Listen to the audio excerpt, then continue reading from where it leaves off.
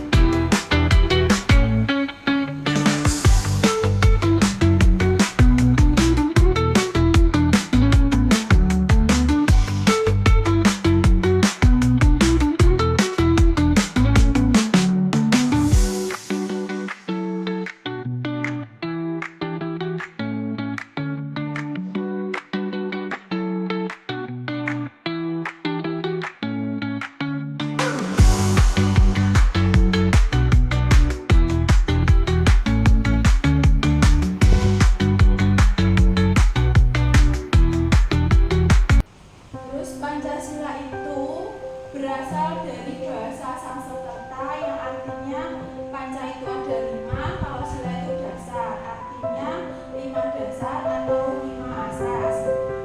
Terus istilah Pancasila itu dikenal dari zaman Majapahit yang terdapat di kitab Kertagama karangan Empu Prapanca dan kitab Sutasoma karangan Kota-Kota. Dalam kitab Sutasoma itu Pancasila berarti berbatu sendi 5 atau pelaksanaan kesusilaan dan benar. Terus latar belakang kelahiran Pancasila.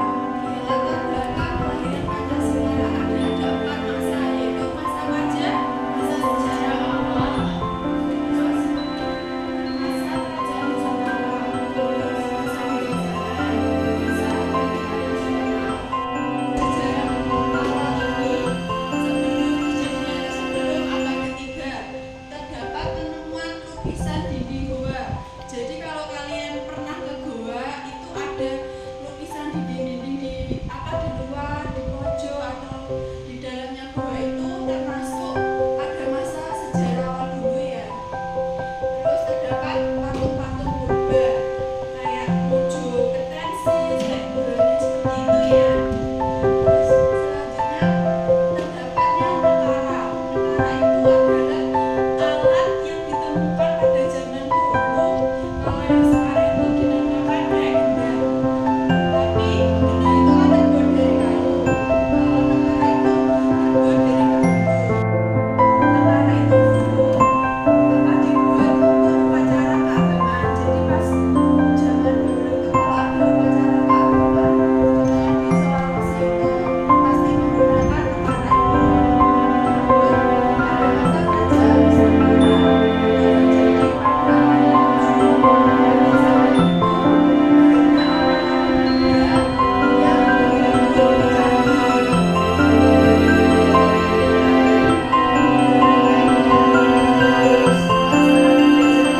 Terus pada masa itu Indonesia itu mengundang orang-orang asing untuk berdagang. Berdagangnya itu dari warga Tiongkok, terus warga India, Arab dan Eropa. Selanjutnya untuk masa kebangkitan nasional. Pada masa itu terjadi pada abad 20, yaitu terbentuknya gerakan Budi Utomo, gerakan politik ya. Terus dilanjutkan Idis-Partik atau politik India yang didirikan pada 25 Desember 1912. Lanjut, sebelum kita bahas selanjutnya, ada yang ditanyakan? Oke, selanjutnya lahirnya Pancasila. Pancasila dulu itu nggak lahir begitu saja, namun melalui banyak momen-momen yang paling penting, yaitu pertama sidang BPUPKI yang pertama. Kalian tahu nggak BPUPKI itu apa sih? Badan Penyelidik Usaha Persiapan Kemerdekaan Indonesia. Pada sidang BPUPKI yang pertama itu terjadi pada tanggal 29 Mei sampai 1 Juni 1945. Tujuannya apa? Merumuskan dasar negara Indonesia. Yang bagaimana 3 tokoh itu merumuskan dasar-dasar Pancasila. Siapa aja? Muhammad Yamin, Mr. Supomo, terus sama Insinyur Soekarno. Nah, yang satu, Muhammad Yamin itu mengusulkan pada tanggal 29 Mei 1945 ada 5 usulan. Apa aja?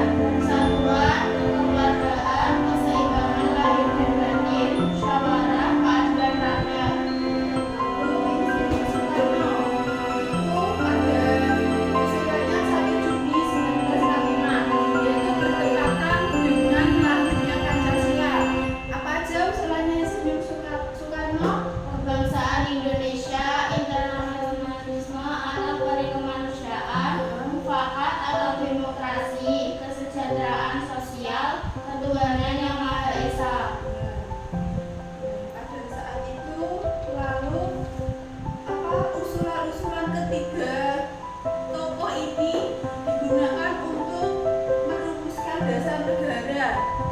Jadi semuanya itu pada berunding untuk bagaimana sih bentuknya Pancasila itu tadi, bunyinya kayak apa.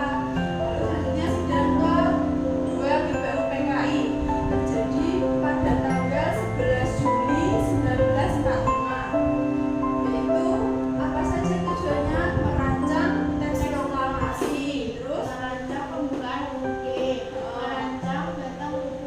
ya, itu terus rancangan dasar negara itu terdapat pada alinea 4 Piagam Jakarta, yaitu pada tanggal 22 Juli 1945, yang terdapat perbedaan dengan naskah Pancasila yang sila ke-1. Tapi apa bunyinya? Ketuhanan dan kewajiban menjalankan syariat Islam bagi pemeluk-pemeluknya. Ya, lalu pada sidang BPUPKI yang kedua itu diubah menjadi ketuhanan yang Maha Esa. Nah, pada tanggal 7 Agustus ini BPUPKI itu dibubarkan, lalu membentuk PPKI yang diketuai oleh Insinyur Soekarno. Nah, terus siapa saja sih panitia 9 itu? Siapa saja? Insinyur Soekarno sebagai ketua, Muhammad Hatta wakil ketua, Muhammad Yamin, Ahmad Subarjo, A.A. Maris, Abdul Qahar, Wajib Hasim, Agus Salim, Arwin Kusno, Cokro Sujoso. Pada tokoh-tokoh 9 tadi itu sangat berguna untuk ini merubah sila pertama diubah menjadi ketuhanan yang Maha Esa. Kenapa? Karena takutnya nanti pada masa itu Indonesia itu nggak cuma Islam yang beragama, tinggal di Indonesia itu nggak cuma agama Islam, jadi dibuatlah menjadi ketuhanan yang Maha Esa.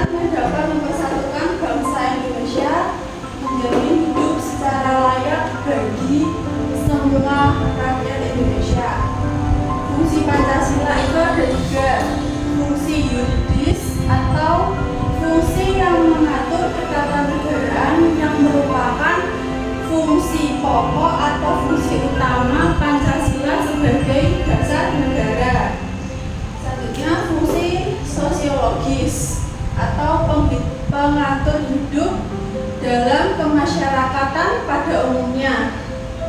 Jadi kita sebagai warga Indonesia itu nggak asal-asalan dalam dalam kehidupan sehari-hari itu kita sudah diatur dalam undang-undang. Jadi apapun yang kalian buat itu harus kalian tanggung sendiri kalau kalian itu bersalah. Yang kedua, fungsi etis atau filosofis, yaitu pengatur tingkah laku pribadi. Jadi setiap kalian bangun tidur sampai mau tidur lagi itu sudah ada peraturan dalam undang-undang. Oke, selanjutnya saya akan kasih tahu kalian gambar burung Garuda ya.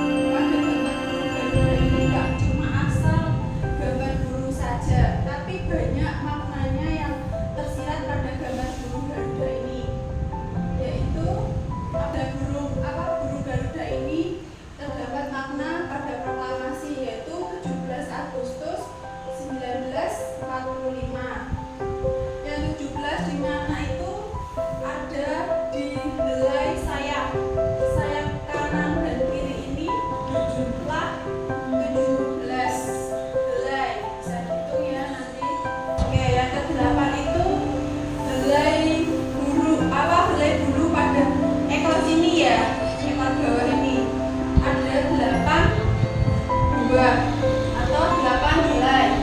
Terus yang 19 itu bawahnya perisai. Jadi yang sebelah sini pangkal ekornya sini ada 19, banyaknya helai. Yang 8 tadi sebelah sini ya. 8 lagi sebelah sini, sini yang 19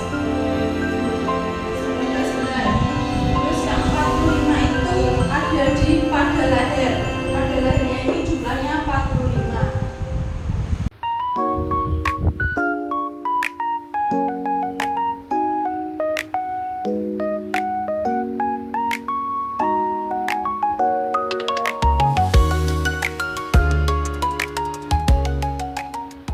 Jadi sudah tahu ya apa sih Pancasila itu? Terus terbentuknya bagaimana? Terus apa saja yang berkaitan dengan Pancasila, sejarah-sejarah dahulu.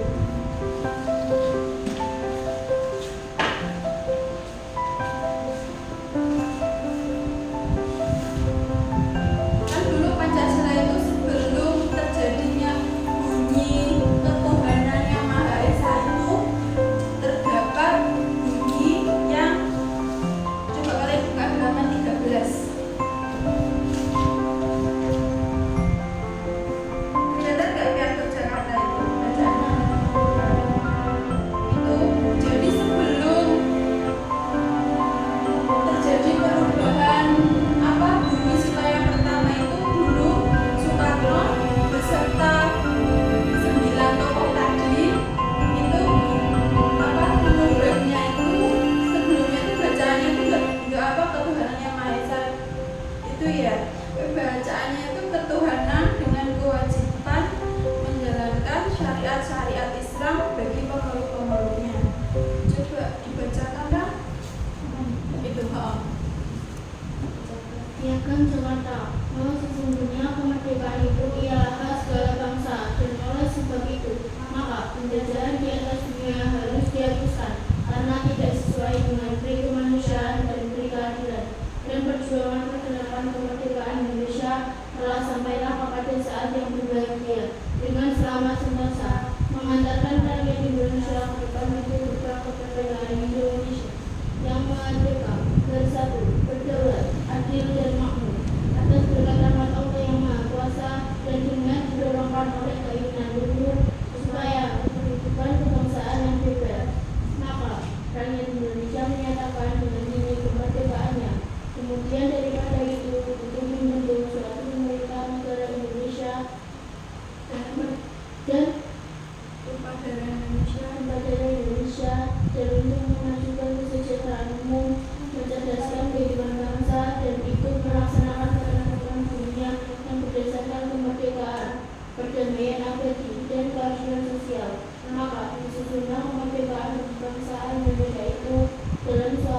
Susunan Negara Republik Indonesia yang berkedaulatan rakyat dengan berdasarkan kepada ketuhanan dengan kewajiban menjalankan syariat Islam bagi pemulungnya. Menurut dasar kemanusiaan yang adil dan beradab, persatuan Indonesia dan kerakyatan yang dipimpin oleh hikmat kebijaksanaan dalam permusyawaratan perwakilan serta dengan mewujudkan suatu keadilan sosial bagi seluruh rakyat Indonesia. Ya, itu pada Piagam Jakarta. Tapi setelah terjadinya pembentukan panitia 9 itu tadi yang diketuai Insinyur Soekarno, itu terdapat perubahan pada itu sila yang pertama sampai yang keempat dan ini yang keempat juga. Jadi itu kan sama kayak bunyinya undang-undang toh, tapi bedanya itu kalau dulu itu ketuhanan dengan kewajiban menjalankan syariat Islam bagi pemeluk-pemeluknya, kalau sekarang berdasarkan kepada Tuhan, ketuhanan yang Maha Esa. Terus menurut dasar itu juga langsung kemanusiaan yang adil dan beradab, persatuan Indonesia dan kerakyatan yang dipimpin oleh hikmat kebijaksanaan dalam permusyawaratan perwakilan serta mewujudkan suatu keadilan sosial bagi seluruh rakyat Indonesia. Jadi Piagam Jakarta itu yang sekarang setiap hari Senin itu kalian bacakan kalau kalian jadi petugas atau kalian yang mendengarkan itu, sama ke isinya kayak Piagam Jakarta, cuma bunyinya pada alinea yang terakhir atau alinea yang keempat itu berbeda. Oke, dari sini ada yang ditanyakan? Tidak. Untuk pertemuan selanjutnya kalian harus pandai-pandai belajar ya untuk bab yang selanjutnya. Kalau nggak ada pertanyaan, mari kita tutup bukunya. Terus kita berdoa dulu sebelum pulang. Doa mulai.